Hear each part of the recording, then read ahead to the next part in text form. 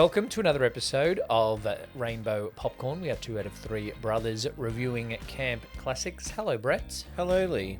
How are you? I am good. I'm Good. groovy in a far-out way. Well, sometimes you got to keep on dancing all through the night. Is that even the song they sing? Yep. Doing Okay. it right. yeah. And then it fades out. Sing is generous. We'll get to that. Yeah. We're reviewing the Brady Bunch movie, but to do that, we have a drink that you have selected this Yeah, week. I picked up a new one at the local IGA where local shop. And it's a Mog Brew real raspberry seltzer. Rob watched as the idiot inched forward, a goat on a ledge, groping towards a raspberry bush just out of reach. And as sure as night follows day and ass follows tit, the idiot waltzed right off the edge only to emerge at the bottom. In a different bush chewing his escape, his rictus grin slobbing pink drool. Real raspberries are worth it, idiot. There you go. It also comes with a story. Wow. A little bit more story, actually much less story than the Brady Bunch movie because there's about 12 stories in one. And this doesn't even say, like, who makes it, like, Mog Brew, but where they are, anything. It's hilarious. Anyway. Is it on the box, maybe? No, I think it was one of those plastic things. Oh, okay. Anyway. All right. Cheers. Cheers. It's Ooh, a seltzer, frothy. which I'm not normally a fan of seltzers. It's very frothy, mine. Oh. That's not nice. Do you know why? Because it's real raspberry. Because it's real raspberries, which are tart. Tarter than a raspberry But they don't even cordial. taste like raspberries. I had a raspberry cigar last night, and that tasted like The raspberries. raspberries taste like raspberries. Sorry, I just have to get up a few more notes. The raspberries taste like crap. Yeah, Anyway, this Brady is not Bunch movie of 1995, 30th anniversary for the Brady Bunch movie. 30th anniversary. It's very timely. And that was 100% intentional. Interesting. Fair bit of nostalgia. Yeah, and very interesting talk about the movie. A fair bit of nostalgia. There were a couple of lines that stood out to me. But Jan, you don't have any friends. Yeah. Oh, my nose. But the tagline, Yeah. they're back to save America from the 90s. Was America bad in the 90s? Well, this was one thing I thought at the start. They obviously have the scene to establish that we're not in the Brady Bunch's original time. yeah, car phones. They choose car phones, cappuccinos, heavy Yeah. traffic, Heavy traffic. and pop punk. Pop punk and two guys leaf blowing the same empty pit of concrete. Yeah. Which I was And- like, why are we focusing on that? Michael McKean littering. Yep, littering was big in the 90s. And he's got a mobile phone and a car phone because he's rich. Yeah, But that's saving, why he lives in that house. saving from the 90s is odd because there's only a couple of little bits of the story where they're too nice. Yeah. Saving from the 90s, I would have liked more of a storyline of the 90s is fucked and nobody knows their neighbours. Yep. And nobody is nice and no families are happy. But there Okay. wasn't that. There was only one other family. What there was 10 episodes of the Brady Bunch put into a movie. Yeah. Do you want me to tell you about it? Because I looked it up. Is there actually an episode of the Brady Bunch where Jan is a schizo? Do you want to hear about it? Okay. Gosh. So,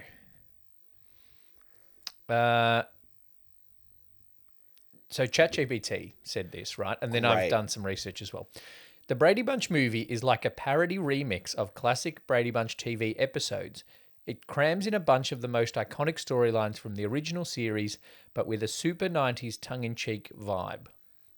So that's correct. an episode where Marsha gets hit in the Hit in the face with a nose. football before there's a big date. Yep.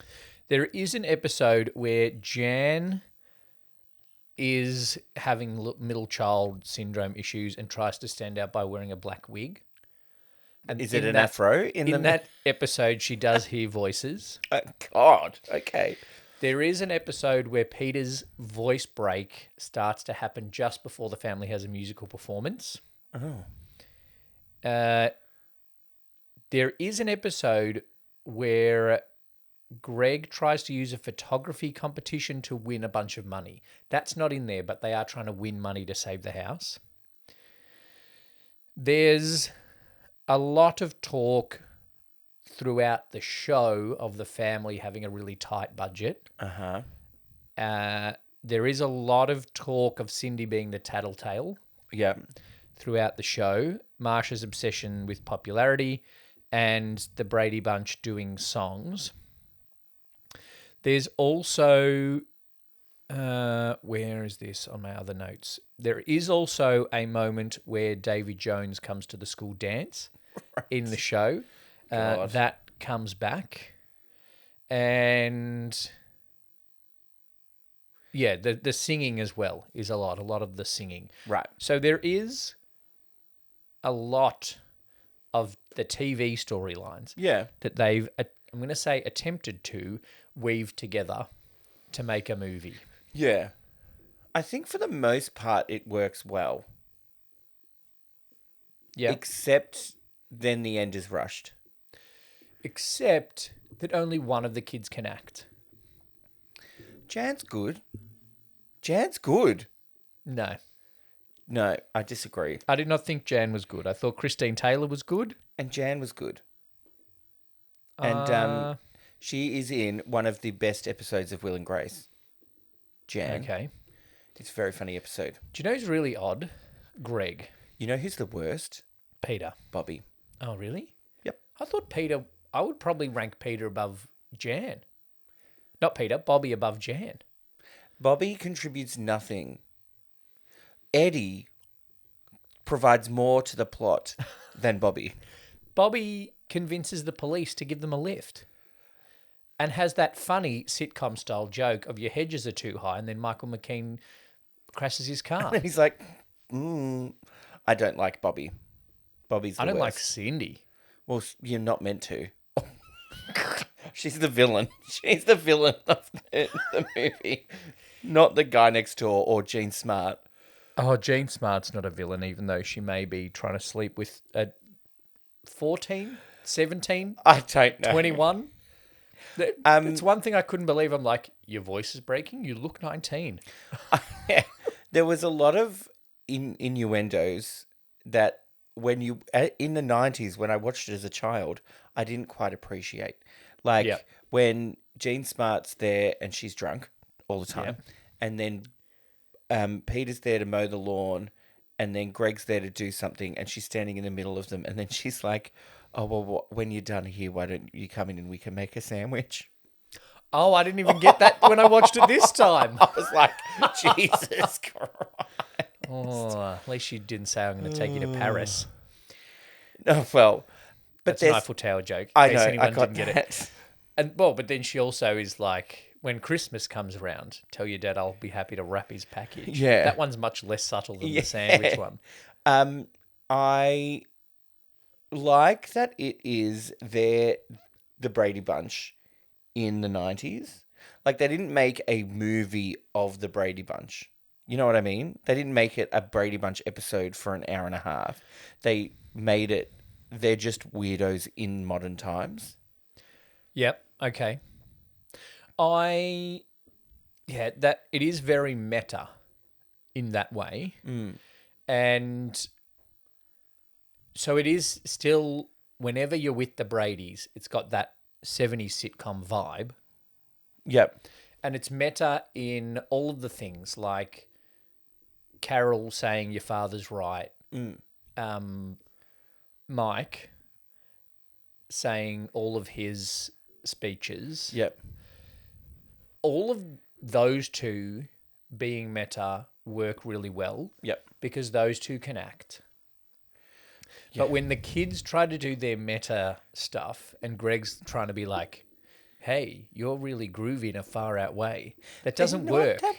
Because his voice sounds weird too. I can tell that he's a voice actor. He was Eric in The Little Mermaid. Greg. Oh, The kid that played Greg was the voice Oh. of Eric, the prince in The Little Mermaid right. in 1989. But even the way his voice sounds, Yeah. it sounds like he's in a voice booth. Yeah. That's true. Peter's voice cracking is done reasonably well. Yeah. But I think the chemistry between Mike and Carol as actors Yeah. is very good. And that's the bit that really works as the meta sitcom style thing. I do wonder if they were as sexual in the sitcom as they are I in don't this think movie. they were. Well, I assume they would have been in separate beds. No, because I think this was one of the first shows that showed a couple in the sharing a bed. Right. Yeah. And the house is huge, but there's 2 bedrooms for the kids. One of the meta lines that I really liked, as a joke, speaking of the house, was that the neighbour guy jokes about, I've been to the house, there's only one bedroom for 9 people, and I never saw a toilet. Yeah. Which is a great joke, because on a sitcom in the 70s, you could not have shown a toilet. You would not have shown the toilet. 5,000. Yeah. I do love Jan. You're a Jan Do you like- hater. I do you will like not take Jan's that. walk? I like her walk. I'm I okay like with their the walk. inflection of things she says. Like when she's got the post, like the bulletin board, and the inflection of the way she says, like, there's got to be a way to win $20,000. There's got to be a way to win $20,000. It's like, I don't know why that's so funny to me. That's how Jan talks in the show too. But then, There's a Cindy's lot. lisp is not that bad. When old mate can't understand what Yep. she's saying, Yep. it's not that bad. But then it's funny when she's like, you're just going to sit on this. They do dial the lisp up a little bit for that moment. And then she's like, okay. Just walks off. Yeah. And then Gene Smart laughs. Yeah. The other moment that you couldn't have shown in the 1970s was her having a lesbian friend. Aha. Marsha having a friend that is lesbian. Oh, that chick from Sister Act 2. She's funny. She's great. She's like, oh, I thought that was my leg. And then she gets another friend. Yeah. The blonde one. The blonde one that gets dumped by one of the boys. I can't remember. Oh, she punches Doug in the face. And then...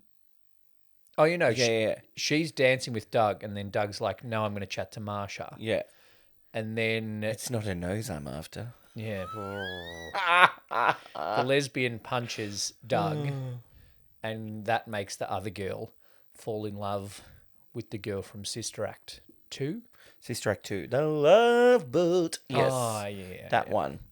And she's probably been in a few things. I think she was in something recently where it's a serious, and it's like one of those horror ones that's on Netflix. Okay, Great.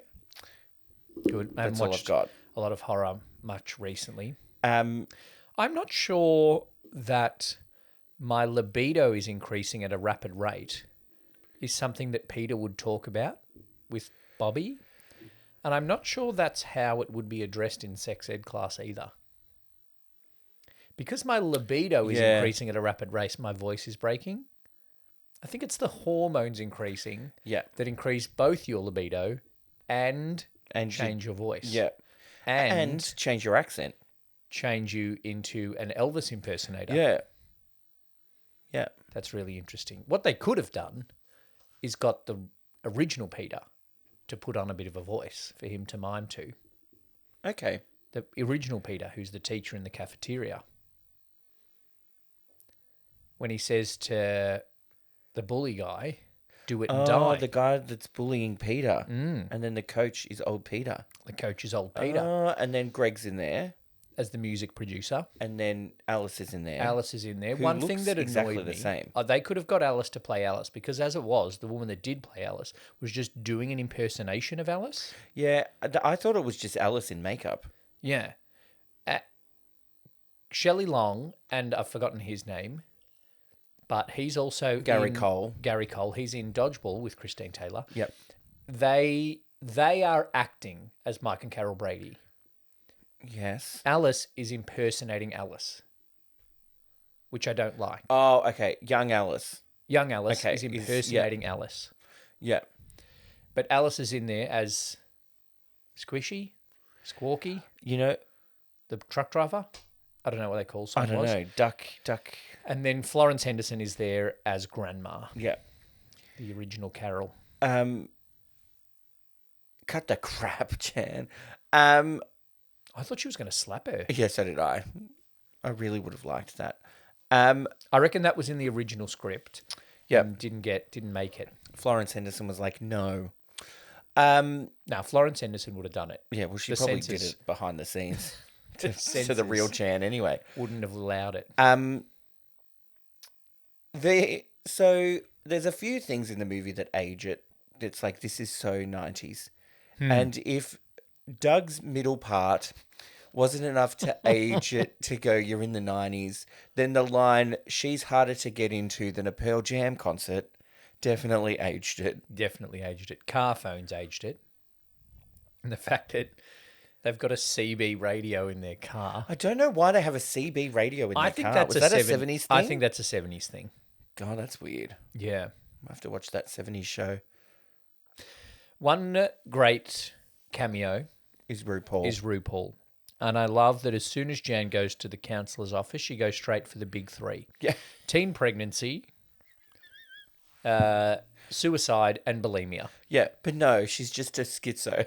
No, She's but just then an actual as soon as psycho. As soon as she says, I hear voices, then RuPaul goes straight to paranoid schizophrenia. Yes, I'm in the middle. You're telling me that's not good? That is good. That's good. The line is good. I don't like Jan. Okay, well, you're not meant to. I don't know why you're not meant to like these kids, but you know what I mean. Marsha's meant to be the popular one. Yeah. And she is. She's had the biggest career of all of them. Yeah, Ben Stiller. It may help that she's married to Ben Stiller, you're right. But yeah. The bit I don't like about the RuPaul cameo is then that they play her song in the background as Jan's leaving, and she's like, "You better work." I'm like, I was I like, don't think the council would say that. yeah, that doesn't work. I also don't think RuPaul would have approved of that black wig. That Jan's wearing? Yeah. Yeah, probably not. She would have sashayed don't away know. after that. Probably. But she still walks. and Particularly she as well flips because her she's hair. always got a bit of blonde hair sticking out from The under little the curls wig. for some reason. Yeah, she's always just curling 2 bits at the front of her hair. Yep. I had to replay this part because I had to write down one of Mike Brady's lines. Yeah. That I think is my favorite line. Okay. And I had to rewind and replay it a bit so I got it right. And it's like, Jan, he's talking to Jan about something about friends, and he goes, if you judge your friends for passing judgment on you, you're not only judging yourself, you're judging your friends for judging you, and that would be using bad judgment. And then it like cuts to Shelley Long, and she's just like, Your father's right. "Your father's right." Yeah, she's so good. That kind of running joke of your father's right is good. And Shelley Long does it really well. And then there's the one at the end where he says it and it goes on longer and she tries to say it, but Yeah. he's still going. And it's like, yeah. But then no matter what he says, she says, your father's right. Yeah, because Gary Cole does a couple of voices in Family Guy. And then so when they do the cutaways or when they're making fun of the Brady Bunch, they use him to be Mike Brady. It's really funny. That's good. A couple of other iconic lines. One that I remembered was, Daddy, there's a Brady in our yard. Yeah, that was definitely in the trailer. Yeah, that's great. And I really like, we already said it, but Jan, you don't have any friends. Jan, you don't have any friends. And there's another way Marsha's like, when she gets hit in the face Oh, my nose. and she's got the nose and she goes, but how will I go to school like this? The way she Yeah. said school, I'm like, the fuck is that? That, I think, was just an issue. Yeah, school. I've got to question the teacher's ability to hide all of that stationery up her skirt. I didn't understand And then the also need for that, and Bobby's the worst. the power of the school, middle school safety monitor, maybe even elementary school safety monitor to ask a teacher to open her legs and perform a search. And then tell her she's got strong thighs. Very odd. I didn't like it. I didn't get it. If Greg had told Jean Smart, though, that she had strong thighs, She would have said, let me out. show you. They easily could have earned their $20,000 then. Yeah. But Jan, you don't have any friends. Sorry, I'll say it again. That scene we've already mentioned. It's not your nose I'm after. And then she's got her shawl.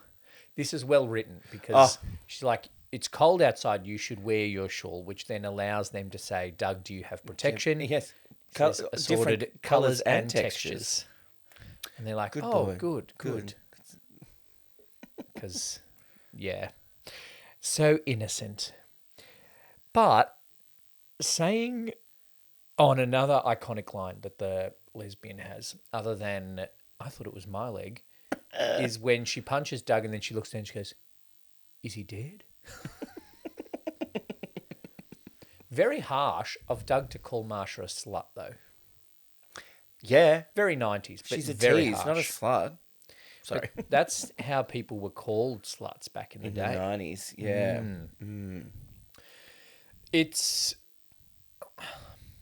It's interesting. I don't know how much I enjoyed it.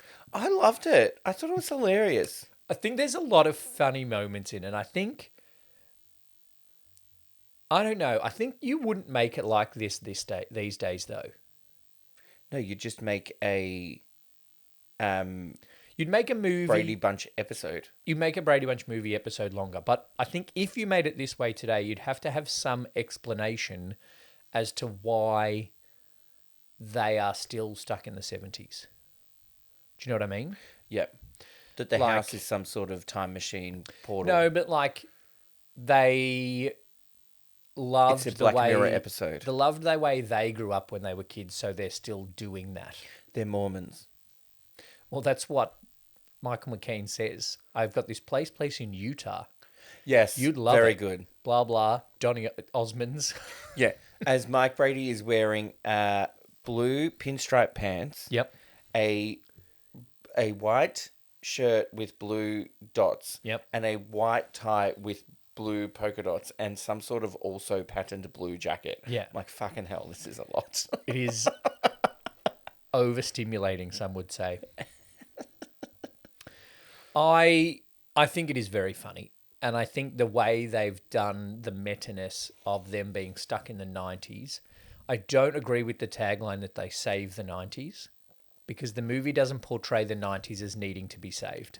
The other bit that I think is funny and probably goes back to like the sitcom thing is that they actually win the singing competition. Yeah. Even though they're not the best. Because that's exactly how it would go in a sitcom, is that no matter what, they would win. Or Sister Act 2. Because the monkeys are the judging panel? Oh, are they? Yeah. Oh. Yeah, with Dave Nesmith's real head. Oh. It's them. It's Davy Jones. Yeah. It's Pete and the other David. They're the judging panel. And so they love that 60s, 70s vibe. The fact that they weren't disqualified for miming is an issue, though. Yeah. Because they were clearly miming because the song faded and they just stopped singing, but the voice kept going. Yeah. Doing it right. Keep on moving on. Keep on. And the fact that Greg can write a song like that, even though he can't tune a guitar, is an achievement. Clowns never laughed before. Well, because whenever he plays the guitar, it's so badly out of tune. Yeah. And his fingers are in the right place. So I think Greg is a musician. Yeah. Like he's a singer, obviously, because he was in The Little Mermaid, but I don't think Eric had a song, though. He just wanted the woman to not talk. Oh, okay. Yeah. The woman, Ariel. You could have worn your Little Mermaid t-shirt but I this didn't week. know he was in The Little Mermaid. I looked it up because the only one that's really had anything of note as a career of the kids is Christine Taylor. I don't think you understand how funny Jan is in Will and Grace. It's this episode where Stan Walker... She in one episode. Yeah. Stan Walker goes to hospital. Yeah. And then the other four, so Karen's there, but then Will, Grace, Jack, and Rosario, the maid, Yes. all like place bets on when she'll cry, when Karen will break down, and no, who she will then break down to. Yep. Because they're all like, well, I'm her best friend, yada yada. And then she finds out they're doing it, so then she toys with them. And Grace is afraid of needles. So the doctor helps, and then she plays a trick on her by getting student nurse Jan to take needles. And she's so funny. She's like, I've never done this before. It's actually really hilarious. It's the funniest episode. Does she play it like Jan? Pretty much. Yeah, okay. But without the voices in it. Or maybe, I don't know. They don't go deep into it. And then she's just like... It's not a character And then arc. they cut away and they come back. And Grace has just got like toilet paper wrapped around her arms. Just like, sorry that took so long. Anyway. Okay. We'll watch it after this. I think it's a good movie. I think it would be done differently now. I think it's funny. It's a family movie that's just meant to be funny. It's not too deep. It has good laughs. Yes, there's about 18 storylines and none of them quite pay off except that they get to keep the house. I would have liked a little bit more of like their influence on the neighbours. Like the gays. Yeah. Random gay couple. I didn't even... I had that in my notes and I wasn't even going to mention it. Thank God you brought it up. And that's what made us gay. We were indoctrinated by this movie. Yeah, true. I watched RuPaul it and and like, gays. Camp Classic, and we're like, oh, it's got RuPaul in it, so that'll tick the box for Rainbow Popcorn. But it has a gay on the street. And a lesbian. Even in 1995. Yeah. That's something for a movie. That is. Even subtly in the background. Yeah. That people could probably just go, oh, they're brothers. Or they're roommates. Oh, they're roommates. They're very good friends. Very good friends. I keep seeing a meme that pops up that's like a mum posting on Facebook or something and said, oh, my daughter is bringing her college roommate to Thanksgiving again. It's great. You know, they met in college and they were roommates and now they live together in an apartment. And it's so good that my daughter's found such a friend for such a long time. And then someone comments and just goes, name, your daughter's a lesbian. Oh, I was going to say, is this the plot for Happier Season? Yeah. But it's the comment is just like, doesn't pull any punches. Just like, bang, your daughter's a lesbian. Deal with it. They live in a studio apartment. There's only one bedroom in the Happiest Season. That's how they get found out. Maybe that's where Clea Duvall got the idea from. Maybe, or maybe it was her own real But I'm a story. cheerleader. It was. We've talked about that when we reviewed the movie Happiest Season. There's got to be a way to make $20,000. With her no glasses, and she's like up at the bulletin board like this. Anyway, Jan's my favourite. I love as well that the Charlie's Angels music is what they choose to do their modelling to. It made me want to watch Charlie's Angels. I've got to find what streaming service that's on. The original show, not the movies. Oh, yes, I'm in the middle. Funny, nostalgic, camp as a row of tents. One of the most meta lines... Oh, was that your one-line review? Sure. Funny, nostalgic, camp as a row of tents. Sure. That's Old a better Alice. tagline than coming to the 90s to save America. They don't need to save America. Well, in the story of this movie, the families all seem happy. Like, the other families also aren't being ousted from their... They're being paid for their houses. And so the story isn't, we're going to stay because we've realised we can be happier with our families, as the Brady Bunch shows us, and then everyone goes home and has a potato sack race. It's, this guy tricked us. Let's go with the Bradys. Let's go with the Bradys, and we'll be fine because we can sue him, which is a very 90s way of looking at it. It's a very American way of looking at it. Yeah. Everybody got sued in the 90s. What's my one-line review? Clowns never laughed before.